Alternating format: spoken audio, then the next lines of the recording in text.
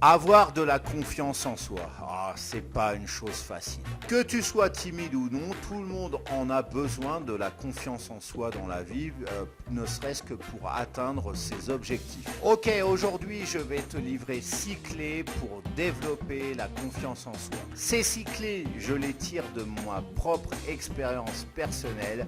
Tu ne la retrouveras pas chez d'autres influenceurs. Après, tu peux me croire ou pas, je t'invite à faire des recherches, mais bon, si tu me crois pas, je m'en fous. Non mais oh! Bonjour si tu ne me connais pas, si tu arrives totalement par hasard sur cette vidéo, ce qui serait étonnant depuis le temps. Voilà, je me présente, je m'appelle Cédric Corneloup et je suis web marketeur pour les entrepreneurs timides, introvertis ou en manque de confiance. Juste avant de lancer le jingle, je t'invite à liker cette vidéo. Pouce bleu en l'air, tu connais la chanson, plus j'ai de pouces sur cette vidéo, plus cette vidéo elle va être bien référencée. Aussi, l'algorithme de YouTube voit quand il y a de l'activité sur la vidéo. Donc, lâche-moi un commentaire, même pour me donner un petit encouragement, pour me faire coucou. Ou, bien évidemment, si tu as des questions ou un retour d'expérience, eh bien, lâche-toi dans la fenêtre de commentaires.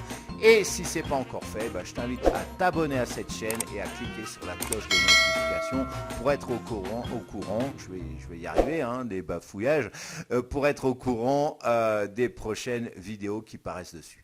Donc maintenant, je vais lancer le jingle et je te révèle quelles sont ces 6 clés juste après. C'est parti.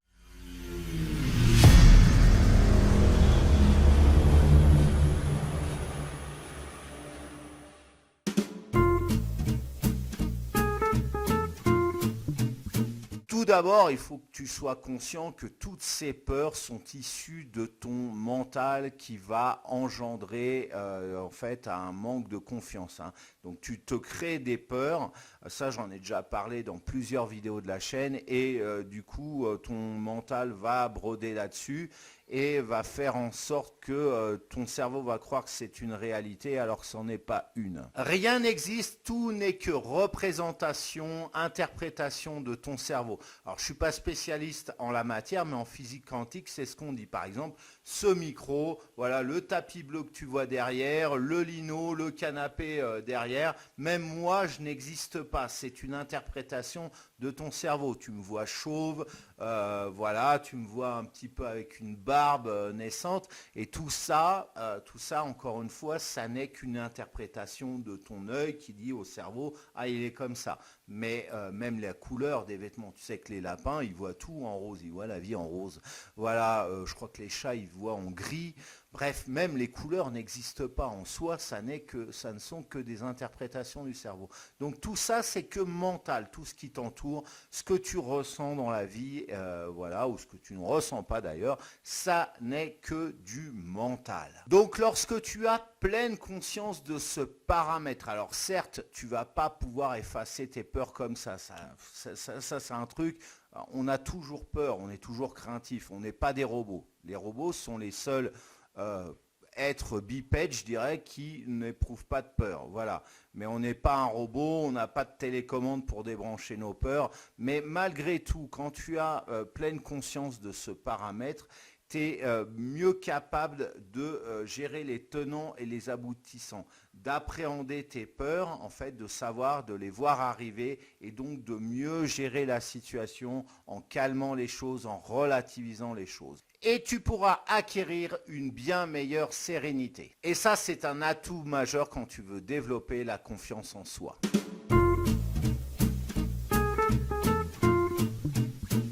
La seconde étape, c'est de bien identifier, de bien connaître quelles sont tes forces et tes faiblesses en dehors, en parlant de faiblesse, du manque de confiance, bien évidemment. Lorsque tu te fixes un objectif, alors fais-le de façon claire, simple et précise. Il ne faut pas que ce soit dans le vague, il ne faut pas que ce soit un objectif inatteignable, surtout quand tu manques de confiance.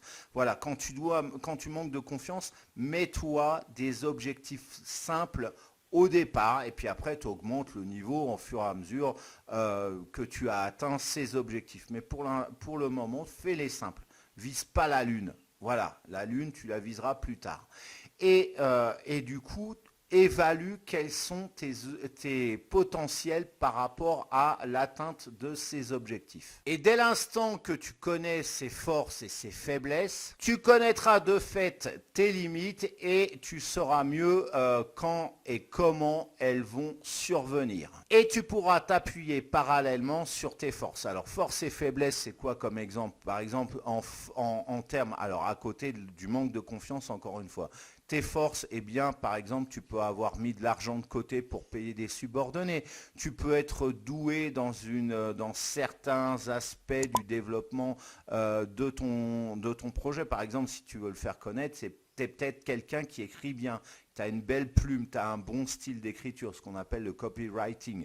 Eh bien, tu peux miser là-dessus. Ou bien, moi, j'ai un manque de confiance, malgré tout, je m'exprime bien face à la caméra. Ça, c'est un petit paradoxe, mais bon, je fais des cuts en même temps. Hein, tu vois, les plans, ils changent d'angle à chaque fois parce que je suis incapable de parler d'une traite pendant 10 minutes d'un sujet. Donc, je fais des coupures. Alors ça, c'est une faiblesse. Par exemple, si tu t'enregistres, si tu as des moments d'hésitation, tu parles comme ça, ou voilà, moi, j'ai comblé ça en disant, bon, du coup, je vais changer à chaque fois, je vais faire des petites séquences de maximum 1-2 minutes, mais beaucoup plus courtes d'une manière générale, et puis je fais des cuts et je change d'angle ma caméra à chaque fois, de telle manière qu'on croit que j'ai plusieurs caméras des fois. Voilà, tu peux avoir ça comme défaut, tu peux avoir aussi un manque de temps. Donc si tu as par exemple comme avantage un manque de planning, comment dire, de l'argent de côté pour payer des subordonnés, si tu as un manque de temps dans ton planning, si tu as un planning très chargé, tu vas recruter des gens. Voilà, tu te sers de tes forces pour pouvoir combler ses faiblesses, tout simplement. Et à chaque fois que tu atteindras cet objectif simple, j'insiste sur ce mot de la simplicité quand tu manques de confiance, et bien justement, à contrario, tu vas en gagner de la confiance. Tu as atteint un objectif, waouh, c'est super. Tu vis un succès dans ton mental, voilà, et du coup, eh bien, tu gagnes en confiance.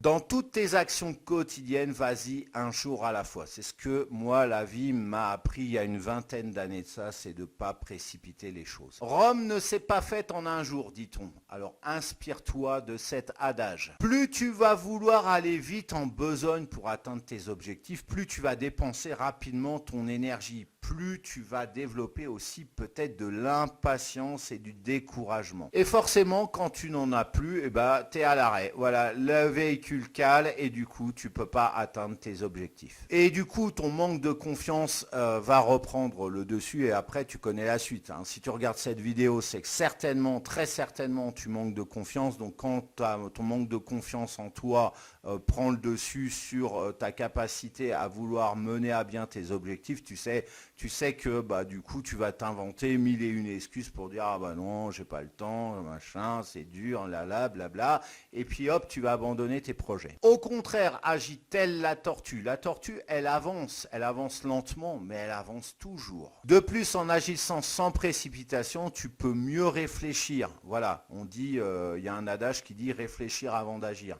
Et du coup, tu peux aussi appliquer beaucoup mieux les deux clés, les deux préceptes précédents que je t'ai révélé dans cette vidéo. À savoir, tout n'est que mental. Donc, si tu agis avec précipitation, forcément, tes peurs elles vont arriver rapidement.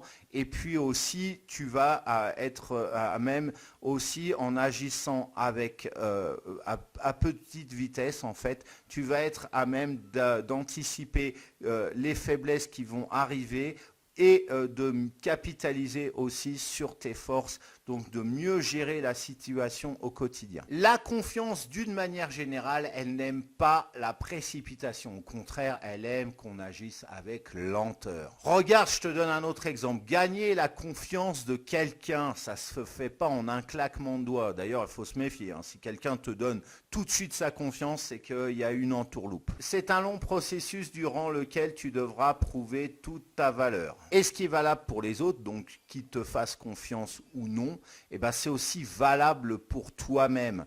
Voilà, les autres te font confiance, tu fais confiance aux autres. Et avant tout, c'est pareil pour toi. Donc tu te fais confiance ou tu te fais pas confiance.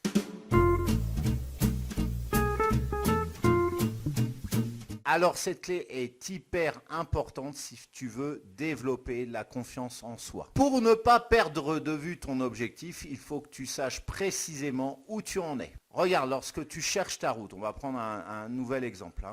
Tu es dans ta voiture et tu dois aller d'un point A vers un point B. Par exemple, tu pars de Paris et tu dois aller à Lyon. Voilà, tu n'as jamais foutu les pieds à Lyon. Tu n'as pas de GPS, tu t'es pas acheté de GPS ou il est en panne.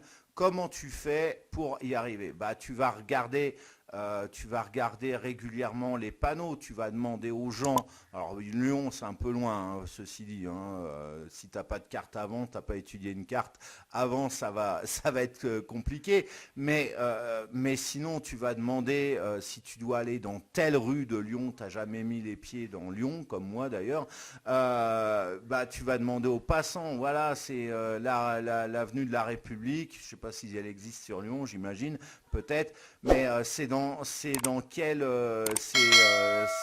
dans quel coin de Lyon. Alors ah oui, et on va t'indiquer, tu vas regarder les panneaux aussi. Voilà, tu vas essayer de te repérer pour pouvoir trouver ton chemin, tout simplement pour pas pouvoir te perdre. Peut-être même que tu as fait fausse route, hein, ça nous arrive tous quand on cherche notre chemin, une fois sur deux on se plante et du coup tu dois retrouver quel est le bon chemin. Et un objectif qui n'est pas atteint, bah, c'est un regain de manque de confiance. Tu n'as pas pu atteindre ton objectif, c'est vécu comme un échec et tu vas te dire ah non, je suis pas capable, etc., etc.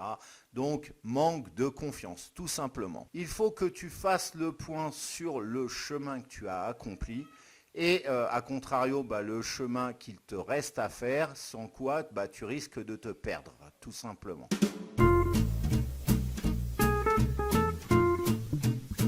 Alors, je ne veux pas te dire par là, par cet intitulé de cette 5e clé, qu'il ne faut absolument pas que tu côtoies les gens qui réussissent. Au contraire, il faut que tu en côtoies le plus possible. Tu connais l'adage, qui se ressemble s'assemble. Si tu ne côtoies que des losers, eh bien, ça va te tirer vers le bas, ça ne va pas te tirer vers le haut. Ou alors, ça va être difficile, hein.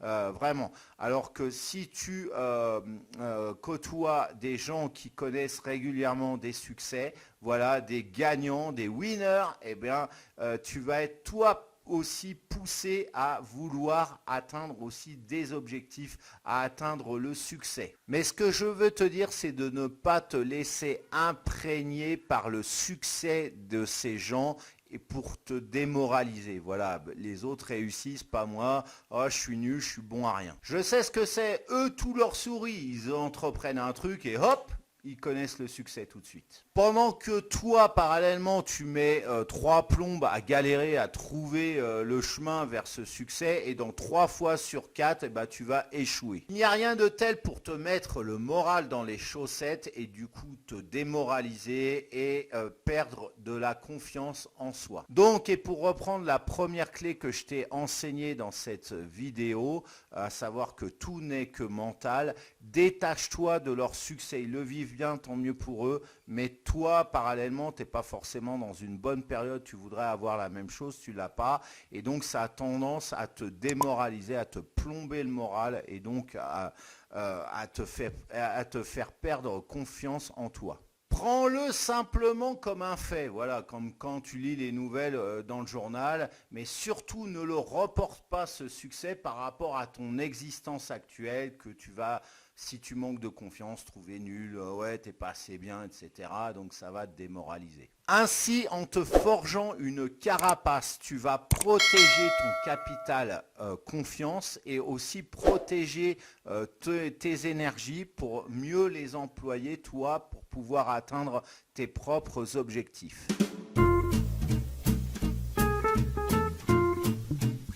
Quand il s'agit de mener un projet, tu as un projet, voilà. Surtout garde-le pour toi, ne le révèle pas à ton entourage, sauf bien évidemment quand il aura vu le jour ou quand il sera en passe de l'être. Mais vraiment, quand il aura 90%, 99% d'être atteint, quand tu es sur la dernière ligne droite de ce projet. Ne te dissipe pas à raconter tous tes projets à peine tu les as commencés ou même pas d'ailleurs, tu envisages de faire ça et surtout pas à ton entourage le plus proche. Parce que tu vas sentir tôt ou tard leur jugement te tomber dessus et donc ébranler ta confiance. Tu as une idée qui leur paraît saugrenue ou même tout du moins mauvaise, eh bien ils ne se cacheront pas pour te le dire. Alors les proches, ils sont pas malveillants, ils sont bienveillants et ils veulent pour toi des trucs qui ont fonctionné pour eux et c'est pas forcément pour toi le cas.